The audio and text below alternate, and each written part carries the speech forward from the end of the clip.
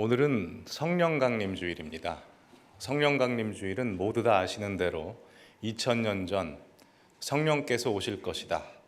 그러니 성령을 받으라 라고 엄중히 말씀하셨던 예수님의 약속을 굳게 붙잡고 마가 다락방에서 오로지 기도에 힘을 썼던 120 문도가 오순절 날이 이름에 강하고 급한 바람처럼 임하신 성령 하나님, 불처럼 갈라지는 혀처럼 오신 하나님, 그 성령 하나님을 만난 날을 기념하는 날입니다.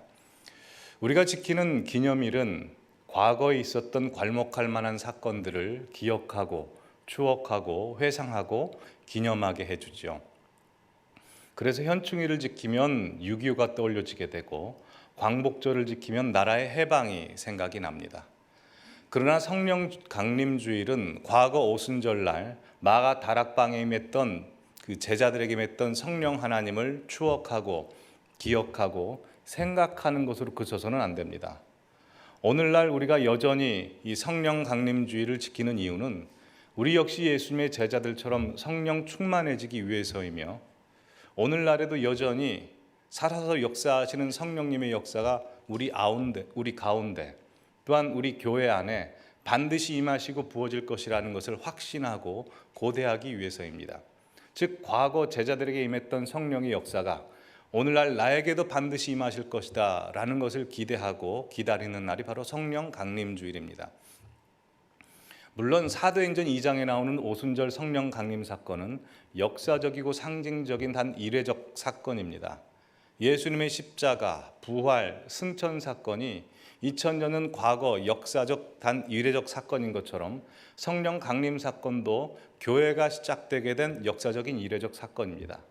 마치 모세가 이스라엘 백성들을 이끌고 광야 생활을 할 때 시내산 위에 계시는 하나님께서 친히 그들의 인도자여 보호자여 그들을 이끄시는 통치자가 되어주시기 위해서 시내산에서 광야에 있는 이스라엘 백성들의 성막 가운데로 내려오신 것처럼 예수님께서 승천하시자마자 성령 하나님께서 이 땅에 오심으로 말미암아 우리를 고아처럼 버려두시지 않고 우리를 통치하시고 보호하시고 위로하시고 인도하시기 위해서 오신 날이 바로 성령 강림 주일입니다.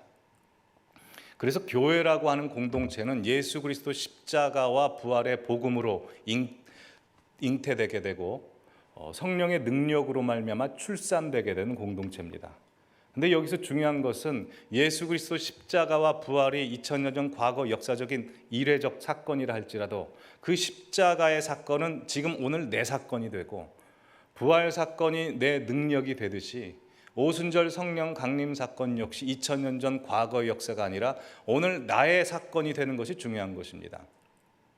여러분, 우리가 신앙생활하면서 가장 어리석을 때가 있는데 그것은 왕년 타령할 때입니다. 왕년에 만난 하나님, 왕년에 경험한 성령 하나님의 은혜, 왕년에 체험한 성령의 역사. 물론 과거에 경험한 그 사건들은 내 인생과 내 신앙 여정에 중요한 획을 긋는 의의가 있는 사건이지만 그러나 중요한 것은 지금 이 시간 이 자리에 내 안에 느껴지는 하나님의 은혜가 전혀 없고 내 삶을 변화시키는 복음의 권세가 전혀 없고 내 안에 거하시는 성령께서 이미 소멸된 상태라면 내가 주구장창 말하고 있는 그 왕년이라고 하는 것은 자랑거리가 아니라 부끄러움이요 수치가 되는 것입니다. 아마 이 자리에 앉아 계신 우리 모든 성도님들 중에는 다 성령 하나님과 성령의 역사에 대해서 부인하시는 분은 한 분도 안 계실 겁니다. 과거에 우리 성도님들 중에는 성령의 역사를 뜨겁게 체험하고 은사를 받으신 분도 계시고 예배 중에 설교 시간에 선포되었던 성령님에 관한 말씀도 많이 들어오셨을 것이고 또 예배 중에 신앙 고백으로 성령 하나님을 고백한 분도 많을 것입니다. 오늘 우리가 드리는 이 예배 처음 부분에 우리 성도님들이 신앙 고백으로 하셨던 사도신경에도 성령 하나님에 대한 내용이 짤막하게 등장하고 있고 예배 마칠 때 축도에도 성령 하나님에 대한 내용이 언급됩니다. 이렇게 우리 모두는 성령 하나님에 대해서 성령의 역사에 대해서 친숙하고 익숙하게 받아들입니다. 근데 우리의 신앙생활 속에서 가장 심각한 일이 발생될 때가 있는데 그것은 누구도 성령 하나님에 대해서 부인하지는 않지만 지금 이 시간 이 자리에 내 안에 느껴지는 성령의 임재가 전혀 없고 성령께서 내 안에 거하신다는 증거가 나타나야 됨에도 불구하고 전혀 나타나지 않는데 내가 그것을 심각한 위기라고 생각하지 않을 때가 있다는 겁니다. 다들 아시다시피 문둥병이 위험한 것은 자각하지 못하기 때문에, 감각하지 못하기 때문이 아닙니까? 아무리 심한 병에 걸렸어도 그걸 감각하지 못하다면 그것은 죽음으로 가는 것입니다. 오늘 본문에 보셨다시피 사도 바울은 3차 선교행을 에베소라는 지역에서 합니다. 에베소에 갔더니 어떤 제자들이라는 사람들을 보게 됩니다. 그 제자들은 세례 요한의 제자 출신인지 아니면 18장 앞부분에 나오는 아볼로의 제자 출신인지 모르겠지만 그들은 세례 요한의 세례까지만 알고 있었습니다. 그들을 바라보자 그들이 예수를 믿는다고 고백하는데 사도 바울 눈에는 이상하게 보였든지 이렇게 질문합니다. 너희가 믿을 때에 성령을 받았느냐? 이 질문이 앞뒤가 맞다고 생각하십니까? 앞뒤가 안 맞는 말이죠. 왜냐하면 믿었다는 것은 이미 그 사람 속에 성령께서 계시기 때문에 믿음을 고백하는 것인데 사도 바울이 보기에 그들은 지식적으로 입에서는 예수님을 믿는다고 하지만 그들의 삶에서 느껴지는 예수 그리스도, 그들의 삶 속에서 경험되어지는 성령의 역사가 안 보였기 때문에 너희가 믿을 때 성령을 받았느냐라고 질문하고 있는 것입니다. 이 질문은 오늘 우리에게도 주어지는 질문 아닙니까? 우리가 여전히 교회를 오랫동안 다니고 성경 공부도 하고 예수님도 믿는다고 고백하고 헌신하고 봉사하고 직분도 받아서 성령 하나님과 예수님과 하나님에 대해서 모르는 것이 다 없이 알지만 그저 내 지식적으로 인정하고 내 입으로 고백할 뿐 내 삶에서 직접적으로 경험되어지지 않는다면 내 신앙이라고 하는 것은 문제가 있는 것 아닐까요? 다 아시다시피 하나님의 나라는 말에 있지 않고 능력에 있다고 했습니다. 그러게 내 신앙이 내 현실에서 적용되어지지 않고 그저 내 이성 영역 안에만 머물고 있다면 내 신앙은 내 생각 속에서만 살아있는 신앙이요 내 현실에서는 죽어있는 신앙인가 마찬가지라는 것입니다. 그러게 우리의 현실 속에서 다 경험하시다시피 우리의 삶 속에서 하나님의 나라를 경험하는 것이 중요한데 내 신앙이 내 머리와 이성 영역 안에만 머물고 있고 내 현실에서 경험하지 못한다면 내 신앙은 죽은 신앙이라는 것입니다. 여러분 다 아시다시피 우리가 밥을 먹으면 밥은 당연히 에너지로 바뀌는 겁니다. 근데 밥을 먹었어도 에너지가 되지 못하고 내 몸에 힘이 붙지 못한다면 그건 두 가지 중에 한 가지죠. 내가 밥을 안 먹은 것이거나 아니면 내 몸에 문제가 생겼다거나. 마찬가지입니다. 내 안에 성령님께서 계신다고 고백하는데 성령님께서 함께 계시는 증거가 내 안에 나타나지 않는다면 두 가지 중에 한 가지입니다. 내가 성령을 안 받은 것이거나 잘못된 영을 받은 것이거나 아니면 내 신앙에 큰 문제가 생겼다는 겁니다. 그러게 우리는 성령께서 우리에게 임하실 때 나타나는 증거가 무엇인지를 살펴볼 필요가 있습니다. 왜냐하면 그 증거를 통해서 내가 진짜 예수 믿는 사람인지 성령의 능력을 가지고 사는 사람인지를 점검할 수 있기 때문입니다. 근데 오늘 우리 성도님께서 읽으신 요한복음 16장 13절 말씀에 보면 성령이 임하신 사람의 세 가지 증거를 보여주고 있습니다. 그러게 오늘은 성령이 임하셨을 때 우리에게 나타나는 세 가지 증거가 무엇인지를 살펴보고 내가 정말 성령의 사람인가를 점검해보고 그 성령을 사모하는 시간이 되셨으면 합니다. 자, 그렇다면 첫 번째로 성령이 함께 계시는 사람에게서 나타나는 증거가 무엇일까요? 첫 번째는 예수 안 믿는 사람이 예수를 믿게 되고 예수를 믿는 분들이 예수를 더 잘 믿게 된다는 것입니다. 요한복음 16장 13절 말씀 상반부를 보시면 이렇게 되어 있습니다.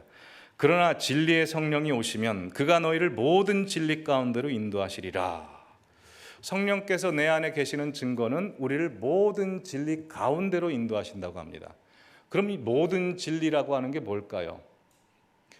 세상에 풀지 못하는 난해한 넌센스를 푸는 진리일까요? 그렇지 않습니다. 요한복음 14장 6절 말씀에 예수님께서 친히 자기 자신을 가리켜 이렇게 말씀하시죠. 나는 길이요 진리요 생명이니 나로 말미암지 않고는 아버지께로 올 자가 없다라고 말씀하십니다. 그리고 요한복음 8장에 보시면 너희가 진리를 알지니 진리가 너희를 자유케 하리라 라고 했습니다. 즉 우리를 자유케 하는 분, 또한 우리를 하나님 아버지께로 인도하는 분, 그분이 진리이신데 그분이 바로 예수 그리스도라고 하는 겁니다. 즉 진리는 예수 그리스도시고 하나님 아버지께로 가는 길을 말하는 것입니다. 그러기에 성령께서 우리 안에 임하시면 우리는 예수 그리스도를 믿을 수밖에 없게 되는 겁니다. 다들 아시다시피 인간의 지식과 의지 가지고는 예수님을 지혜로운 선생님, 훌륭한 현자로 모시고 공경하고 존경은 할 수 있어도 예수님을 나의 구세주로, 예수님을 나의 하나님으로 영접하고 예배드릴 수는 없습니다. 우리가 예수님을 하나님으로 믿고 영접하고 예배할 수 있는 것은 성령께서 내 안에서 일하셔야만 가능한 것입니다.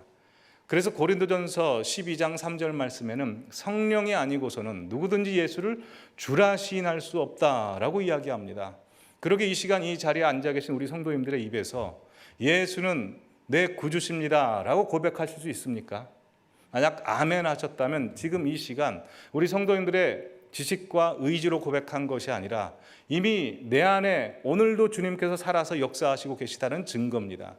주님께서 일하시고 계시다는 증거가 나의 입술의 고백인 주님은 나의 구세주입니다 라는 고백으로 나오는 것입니다. 그러게 성령께서 우리 안에 계시면 우리가 예수님을 안 믿으려고 해도 안 믿을 수가 없게 된다는 겁니다. 또한 성령이 오시면 우리를 모든 진리 가운데로 인도하신다고 되어 있습니다. 모든 진리라고 하는 건 예수님이라고 했습니다. 즉 예수님 가운데로 들어간다는 것은 말하자면 예수님의 심장 속을 파고든다는 이야기입니다. 예수님의 심장 속을 파고들면 어떤 일이 벌어질까요? 예수님의 마음을 알게 됩니다. 그 예수님의 마음을 갖게 된다는 것이죠. 여러분 예수님의 마음이 무엇입니까? 빌립보서 2장 4절 이하에 예수님의 마음을 설명하고 있습니다. 그는 근본 하나님과 본체시나 하나님과 동등됨을 취할 것으로 여기지 아니하시고 오히려 자기를 비워 종의 형체를 가지사 사람들과 같이 되셨고 사람의 모양이 되시사 자기를 낮추시고 죽기까지 복종하셨으니 곧 십자가에 못 박히셨다라고 되어 있습니다. 자기를 비우시고 낮추시고 십자가에 못 박히신 그 예수 그리스도의 마음은 무엇입니까? 공생의 생활하시면서 수많은 무리들 우리를 보시면서 예수님께서 가지셨던 반응은 목자 없는 양처럼 유리하는 양들, 불쌍히 여기고 민망히 여기고 짠하게 여기는 그 마음입니다. 즉 성령께서 우리에게 오시면 우리가 성령님의 마음, 예수 그리스도의 마음을 알게 되는데 그 마음이라고 하는 것은 잃어버린 영혼에 대한 마음, 교회를 잘 다니다가 실족한 사람들의 마음을 갖게 돼서 견딜 수 없는 심정을 갖게 된다는 겁니다. 즉 예수를 안 믿는 사람에겐 복음을 전하게 되고 교회를 다니다가 실족한 사람은 어떻게 해서든지 주님 앞에 돌아오게 하기 위해서 데리고 오는 그 마음입니다. 왜 그 마음을 갖게 될까요? 예수님의 마음이 그 마음이기 때문이죠. 그 하나님의 애달픈 마음을 알았던 선지자가 있습니다. 이사야서 6장 8절에 보면 하나님이 이렇게 말씀하시죠. 누가 우리를 위하여 갈고 내가 누구를 보내며 누가 우리를 위하여 갈고 애달프게 호소하시고 탄식하시는 하나님의 음성을 들은 이사야가 이렇게 이야기합니다. 주님, 내가 여기 있습니다. 나를 보내소서라고 고백하죠. 에레미야도 이렇게 고백합니다. 에레미야서 20장 9절 말씀에 내가 다시는 여호와를 선포하지 아니하며 그의 이름으로 말하지 아니하리라 하면 내 마음속에서 불 붙는 듯하여 골수에 사무치니 내가 답답하여 견딜 수 없느니라 라고 하죠. 여러분 복음을 이 세상에 전파하면 마음이 그 아픔과 절망이 다가옵니다. 왜냐하면 세상이 하나님의 복음을 반대하는 세상이기 때문에 세상을 향해서 복음의 메시지를 외치면 세상은 우리를 핍박합니다. 우리를 절망에 빠뜨립니다. 그래서 나는 다시는 복음을 전파하지 않겠습니다. 하지만 다시 복음을 전파할 수밖에 없는 것은 성령께서 내 안에 계시기에 그 성령이 애달픈 마음, 탄식하는 마음을 갖게 돼서 우리 속을 불붙게 하신다는 겁니다. 지난주에 이성미 씨 간증을 들었습니다. 개그우먼 이성미 씨 다들 아시죠? 그분이 10년 전에 있었던 일을 말씀하시는데요. 그분이 캐나다에서 한국으로 와서 절망과 우울감에 빠져있는 많은 연예인들을 하나님 앞에 돌아오게 하기 위해서 전도도 하고 성경 공부 모임도 하고 한 달마다 연예인 예배를 이제 계획해서 하게 됐습니다. 그렇게 전도를 하고 다니니까 아는 지인 중에서 연락이 옵니다.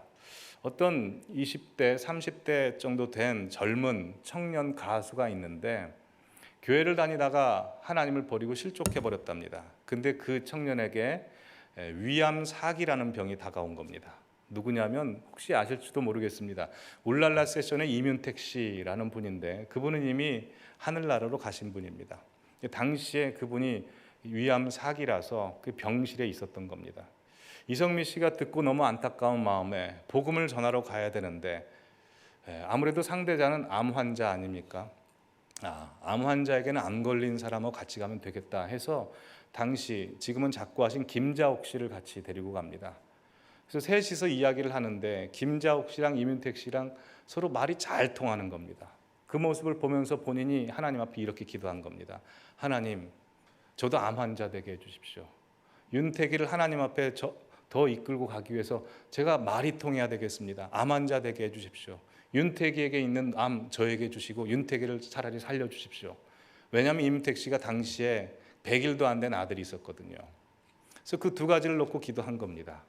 근데 어느 날 이성미 씨가 진짜 암에 걸린 겁니다. 근데 암에 걸렸는데 보통 걸리면 사람들이 절망에 빠지고 시리에 빠지지 않습니까? 근데 그분은 너무 기분이 좋았답니다.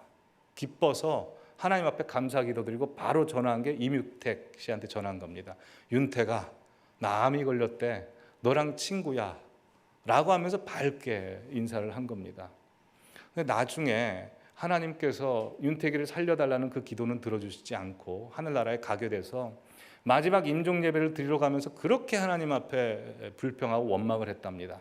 근데 임종 예배를 드리는데 그 이윤택 씨가 예수를 구주로 받아들이고 얼굴이 환한 채 오히려 자기들을 위로해주고 찬양하는 모습을 보면서 하나님께서는 우리가 생각하는 영역 이상의 복으로 우리에게 주시는 분이시구나라고 해서 그런 간증을 하는 걸 봤습니다. 여러분, 나에게 암을 주십시오. 암 걸린 사람에게 복음을 더 잘 전하기 위해서 암을 주십시오라고 그 기도할 수 있는 마음은 어떻게 갖게 된 것일까요? 그 안에 성령께서 살아서 역사하시기 때문에 성령님이 갖는 마음인 것입니다. 간증을 들으면서 나는 그 마음이 있는가? 잃어버린 영혼에 대한 그 애달픈 심정이 있는가? 잃어버린 영혼에 대해서 내 자신 전 존재를 내어 던질 수 있는 용기가 있는가? 성령께서 함께 하시는 사람은 복음을 받은 것에 대해서 감당할 수 없어서 그걸 전할 수밖에 없는 사람입니다. 그래서 사도행전 1장 8절에 보시면 오직 성령이 너희에게 임하시면 너희가 권능을 받고 예루살렘과 온 유대와 사마리아 땅끝까지 이르러 내 증인이 되리라 라고 합니다. 가운데 장소 다 빼면 뭐만 남습니까? 오직 성령이 너희에게 임하시면 너희가 내 증인이 되리라 라고 합니다. 왜냐하면 성령의 영은 성부 하나님의 영이시기도 하지만 성자 예수 그리스도의 영이시기에 성령이 우리 안에 거하시면 우리는 예수를 본 자요 만난 자요 경험한 자가 되기 때문에 증인이 됩니다. 뿐만 아니라 예수의 마음을 갖게 돼서 그 복음의 열정, 잃어버린 영혼에 대한 탄식을 갖게 되어 복음을 전할 수밖에 없다는 겁니다. 그러게 나는 과연 성령님을 모시고 있는가를 점검하기 위해서는 내 마음속에 구령의 열정, 잃어버린 영혼에 대한 탄식이 있는가를 살펴보시기 바랍니다. 두 번째로 성령을 모시고 사는 사람의 특징이 있습니다. 두 번째는 자기 생각을 말하는 사람이 아니라 하나님의 말씀을 들은 대로 말하는 사람입니다. 16장 13절 중반부를 보시면 이렇게 되어 있습니다. 그가 스스로 말하지 않고 오직 들은 것을 말하며. 여러분, 사람은 그 사람 겉으로 나오는 것을 보면 속에 무엇이 들어있는지를 알게 됩니다.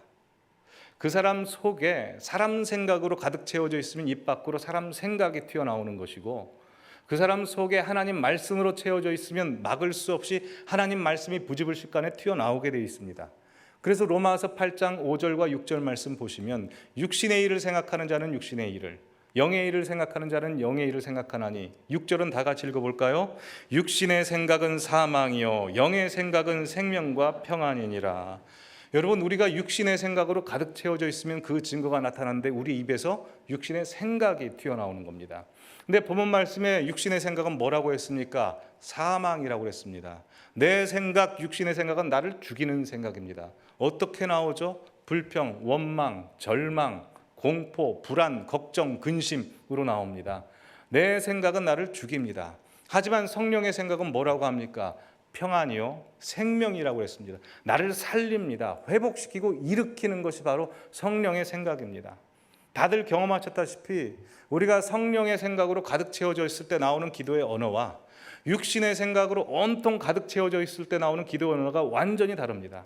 1시간 동안 이 자리에서 육신의 생각에 가득 채워진 채 기도하면 머릿속만 복잡합니다. 왜 나한테 이런 일이 생겼나? 이 일을 해결하려면 누구한테 부탁해야 되나? 왜 그 사람은 나한테 그런 말을 했나? 이 일은 어떻게 해야지? 사람 생각으로 온통 가득 채워져 있어서 기도 시간이 나 자신을 묵상하고 문제를 묵상하게 됩니다. 문제를 묵상하게 되니 결론은 절망이죠. 그러나 성령의 생각으로 기도하는 사람의 특징이 있습니다. 그 사람은 문제를 묵상하지 않고 하나님을 묵상하게 됩니다. 그래서 결국 문제를 향해서 하나님의 생각으로 선포하게 됩니다. 여러분, 우리가 기도할 때 낙마하고 절망할 때 있죠. 답답할 때 있습니다. 그때 빌립보서 4장 13절 말씀을 떠올리는 겁니다. 내게 능력 주시는 자 안에서 내가 모든 것을 할 수 있다. 내가 풍부에도 처하고 비천에도 처하고 내가 일체의 비결을 배웠노라. 내 상황이 중요한 것이 아니라 내가 능력 주신 자 안에 있는 것이 중요하다. 내 정신을 차리게 하는 겁니다. 여러분, 우리가 절망과 비탄에 빠질 때 있죠. 그때는 시편 42편 5절 말씀을 떠올리는 겁니다. 내 영혼아 어찌하여 내가 낭망하며 어찌하여 내 속에서 불안해하는가? 너는 살아계신 하나님께만 소망을 두라 라고 말씀이 선포하면 내가 정신을 차리는 겁니다. 그래, 내 속을 바라보는 것이 아니라 위에 계신 하나님을 바라봐야지. 여러분, 우리가 일을 할 때 앞이 꽉 막힐 때가 있습니다. 그때 생각해야 되는 것은 마가복음 9장 23절 할 수 있거든이 무슨 말이냐? 믿는 자들에게는 능치 못할 것이 없다. 그래, 내 능력이 중요한 것이 아니라 믿음이구나. 믿음을 붙잡고 살아야 되겠다라는 마음이 주어지는 것입니다. 여러분, 우리가 어려운 일 만날 때 있습니다. 도움을 요청하는데 누구도 도움이 되지 않을 때, 그땐 시편 121편 1절 말씀을 생각하는 겁니다. 내가 산을 향하여 눈을 들리라. 나의 도움이 어디서 올꼬? 나의 도움이 산과 같은 저 위대한 사람, 힘 있는 사람이 아니라 산을 만드시고 천지를 조성하시는 하나님께 있도다 라고 하여 하나님을 바라보는 겁니다. 에레미야 33장 3절 말씀은 이렇게 우리에게 이야기하고 있죠. 너는 부르짖으라. 내가 내게 응답하겠고 내가 알지 못하는 크고 비밀한 일을 너에게 알려주리라. 그래, 문제가 생기면 하나님께 부르짖는 거야 라고 나로 하여금 살리게 하는 일을 바로 성령께서, 하나님의 말씀이 우리에게 준다는 겁니다. 그러게 여러분 하루 동안에 무슨 생각 많이 하십니까? 자기 생각 많이 하십니까? 성령의 생각 많이 하십니까? 자기 생각은 우리를 죽인다고요. 하지만 성령의 생각은 우리를 살리고 회복시키는 겁니다. 다들 성령을 모시고 삶으로 말미암아 성령께서 주는 생각으로 계속 살아나는 역사가 우리 성도님들 인생 가운데 있기를 간절히 바랍니다. 세 번째로, 성령을 모시고 있는 사람의 특징은 과거 이야기하는 사람이 아니라 장래 이야기하는 사람입니다. 오늘 16장 13절 마지막 부분에 보시면 이렇게 되어 있죠. 장래 일을 너희에게 알리시리라. 즉 성령이 우리 안에 오시면 장래 일을 알려주십니다. 그래서 성령 충만한 사람, 성령 충만한 교회의 특징이 있죠. 그것은 자꾸 미래 이야기, 비전 이야기, 꿈 이야기를 많이 합니다. 내가 하나님 앞에 이런 신실한 자로 살겠습니다. 이런 헌신과 봉사하겠습니다. 우리 교회가 이 지역사회의 기초가 되고 선교의 기초석이 될 것입니다 라고 자꾸 희망 섞인 말씀을 마구 선포하게 되는 겁니다. 하지만 반대로 성령 충만하지 못한 사람, 성령 충만하지 못한 교회의 특징이 뭐겠습니까? 반대로만 하는 겁니다. 아까 처음에 말씀드렸다시피 왕년 이야기를 하는 거죠. 내가 왕년에 기도를 몇 시간 했다. 내가 왕년에 헌금을 이 정도 했고 왕년에 우리 교회 장로님들 숫자가 이랬다라고 왕년 이야기만 합니다. 하지만 성령께서 오시면 우리에게 과거 이야기 뒤돌아보지 않고 항상 앞일을 가르쳐 주십니다. 왜냐하면 하나님은 앞으로 가시는, 앞서 가시는 주님이시기 때문입니다. 그래서 성령 오순절 강림 사건 때 마가 다락방에 임한 성령 충만을 받고 베드로가 이 세상 역사에서 가장 유명한 설교, 3,000명이 하나님 앞에 돌아오게 하는 설교를 하는데 성경 본문은 요엘서입니다. 요엘서 2장 말씀인데 사도행전 2장 17절 말씀을 우리 다 함께 읽어보실까요? 하나님이 말씀하시기를 말세 내가 내 영을 모든 육체에 부어주리니 너희 자녀들은 예언할 것이요 너희 젊은이들은 환상을 보고 너희 늙은이들은 꿈을 꾸리라 라고 되어 있습니다. 예언, 환상, 꿈 공통점이 있습니다. 다 과거 이야기가 아니라 미래 이야기, 장래 이야기 한다는 것입니다. 얼마나 멋집니까? 성령님께서 우리에게 임하시면 나이, 세대, 성별, 직업, 귀천, 빈부 다 초월해서 앞일에 대한 희망과 소망을 선포하는 사람이 된다고 합니다. 왜냐하면 성령께서는 장래일을 우리에게 주시기 때문입니다. 여러분, 나이가 꼭 어른들과 젊은이들을 나누는 기준이 아닙니다. 다들 인생 사시면서 경험해 보셨지만 80대신 어르신임에도 불구하고 청년이신 분들이 있고요. 20대인 청년이라고 불리우는 애들도 보면 노인들이 있습니다. 기준이 뭐냐면 그 속에 꿈이 있는가, 하나님이 주신 비전이 있는가로 나뉩니다. 왜냐하면 나이는 늙고 몸은 늙을 수 있어도 꿈은 절대 늙지 않기 때문에 그렇습니다.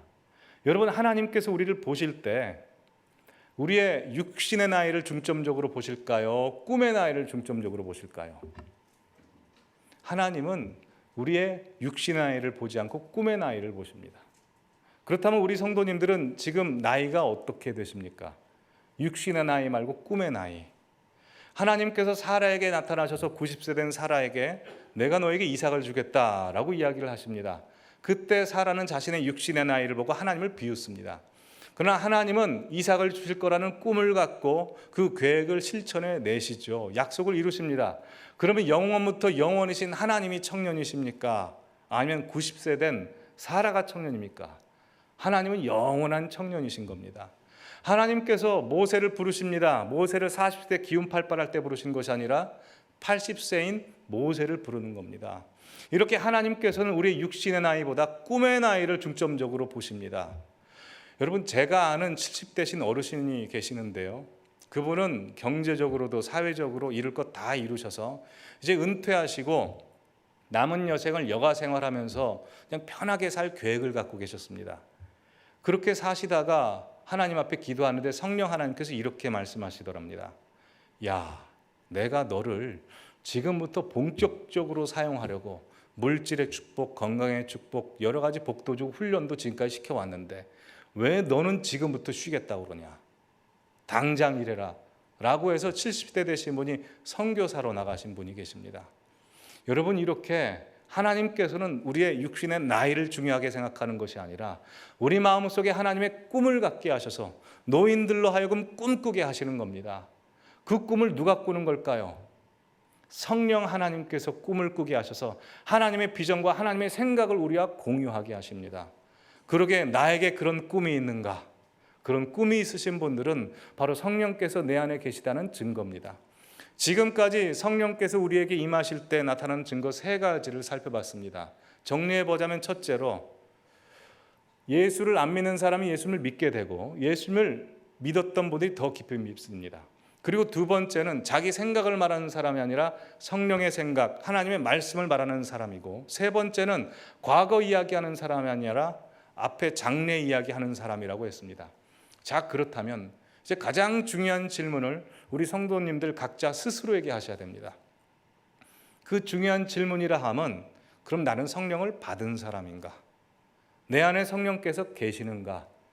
내 안에 성령께서 계셔서 나의 삶을 주도하시고 나의 삶을 주도하시도록 내가 주인의 자를 내어드렸는가? 내가 성령의 능력을 경험하며 살아가고 있는가? 만약 이 4가지 질문 중에 한 가지라도 그렇지 않습니다 라고 말씀하시는 분들이라면 다 성령을 받으셔야 됩니다. 이 말이 좀 이상하게 들으실 겁니다. 아니, 나는 이미 성령을 받은 사람인데 무슨 또 성령을 받습니까? 예, 그래도 성령 받으셔야 됩니다. 우리는 흔히 이렇게 생각합니다. 내가 예수를 믿을 때 이미 성령께서 내 안에 오셨기 때문에 이제는 성령의 음성을 듣고 순종하며 성령의 열매를 맺히며 살아가면 되는 것이지 무슨 성령을 받냐? 이 말은 성령에 대해서 절반은 알고 절반은 모르시는 말씀입니다. 여러분, 하나님, 성령 하나님께서 우리에게 임하셨을 때 우리 안에 그냥 갇혀 계시는 분입니까? 그렇지 않습니다. 성령님은 자유로우신 분, 시간과 공간을 초월하시는 분이십니다. 성령께서 우리 안에 계시는데 왜 또 못 임하십니까? 우리 권사님 안에 계시는 성령님께서 그 동시에 왜 장로님에게는 못 임하시는 겁니까? 장로님에게 임하신 성령이 왜 저에게는 못 임하십니까? 성령님은 무소부재하시는 분이십니다. 내 안에만 계시는 분이 아니라 내 안에도 계시고 우리 성도님들 안에도 계시는 분이십니다.